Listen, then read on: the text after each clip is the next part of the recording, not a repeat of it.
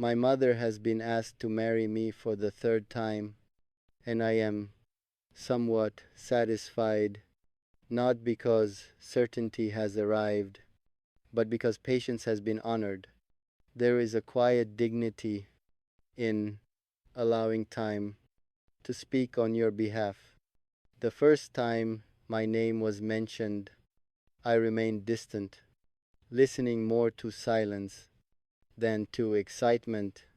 The second time, I understood the weight of intention, but not yet the peace of readiness.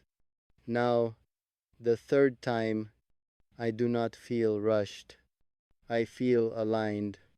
My mother carries the question carefully, as if it were something fragile, as if the future itself were resting in her hands. She does not push. She does not persuade. She understands that a man must arrive at marriage with clarity, not compliance. I watch her listen, the way only mothers can, beyond words, beyond surface confidence, into the quiet places where truth hides.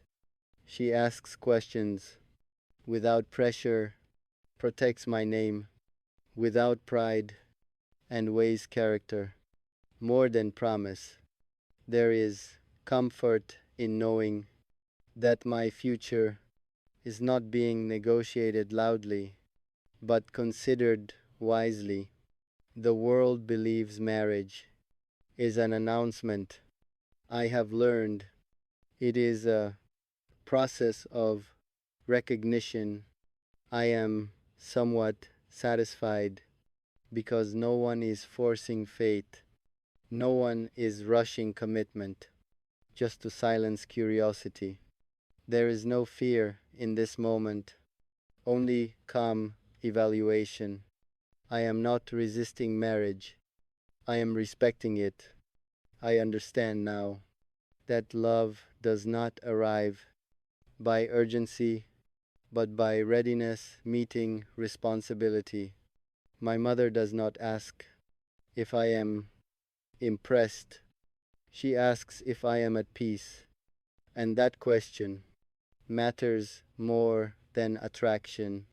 I think of the kind of woman who would enter this life, not dazzled by position, not intimidated by structure, not impatient with duty.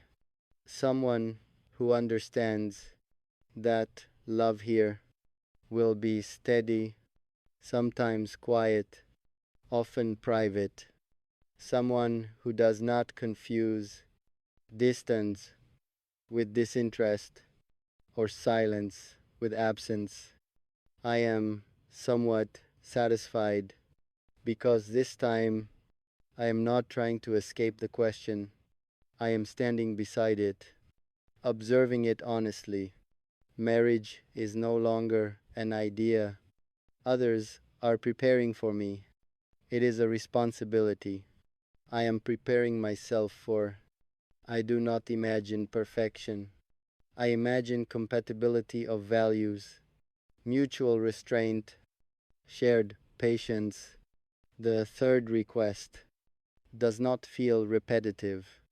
It feels deliberate, as if life itself said, "You are closer now." My mother notices the difference. She sees it in my posture, in my answers, in my lack of defensiveness. She knows when a man is merely agreeing and when he is ready. I am somewhat satisfied because no part of me feels borrowed or borrowed from. This decision, whenever it is made, will belong to me, not to pressure, not to age, not to comparison. I have learned that marriage is not the end of solitude, but the beginning of shared responsibility. It is not about filling a space, but choosing who walks with you through it. I respect the woman even before knowing her because I understand what she would be entering, and I respect myself enough to not rush her arrival. The third time does not feel like delay. It feels like timing, finally slowing down to meet understanding. My mother smiles gently, not because she has an answer, but because she sees calm where hesitation once lived. I am somewhat satisfied because satisfaction does not mean completion. It means readiness without anxiety. Whatever comes next will come correctly, not quickly. And if marriage is written for me, it will arrive without force, without fear, and without regret. For now, I remain composed, grateful, and quietly prepared. Something changes in a man when the question no longer feels heavy, when marriage stops sounding like a demand and begins to feel like a destination he is slowly walking toward. The third time carries no urgency, no resistance, no need to prove readiness through words. It arrives gently, as if life itself is asking, not insisting. My mother does not repeat the question aloud. She does not need to. Her silence already knows my answer is forming. I notice how I am listening differently now, not calculating escape routes, not measuring how much freedom remains, but considering what kind of steadiness I am capable of offering. This is not fear leaving me, this is clarity arriving.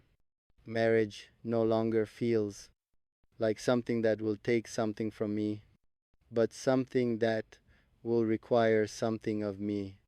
That difference matters. I think of companionship not as closeness alone, but as endurance, not romance alone, but restraint shared willingly. I think of mornings that will not always be soft, days that will not always agree, and still choosing the same person without negotiation. This thought does not scare me anymore. My mother senses the shift. Mothers always do. She speaks carefully now, not protecting me from commitment, but protecting commitment from haste. She reminds me that choosing a wife is also choosing how you will be remembered in private moments. She tells me that a man's real authority is not how loudly he is won,